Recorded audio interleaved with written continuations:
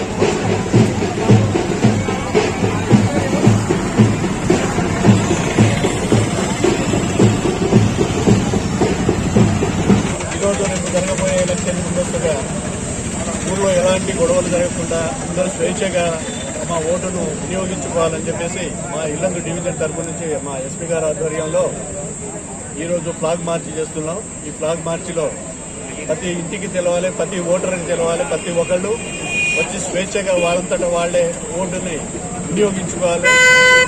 Vote విలువ ఏంది అనేది వాళ్లకు తెలవాలి. ఓటుని ప్రతి ఒక్కరు వినియోగించుకుంటే ఓటు వల్ల మనకు ఎంత అవసరమో ఆ పని చేసుకోవడానికి మన పార్లమెంటు ఎలక్షన్లో ప్రశాంతంగా పీస్ఫుల్గా జరగాలని చెప్పేసి మా ఇల్లందు ప్రజలకు కోరుకుంటున్నాం. వార్తలు ఇంతటితో సమాప్తం. తిరిగి ప్రసారమయ్యే ఏఎన్సిటీ న్యూస్ లో మళ్ళీ కలుసుకుందాం. అంతవరకు సెలవు. నమస్కారం.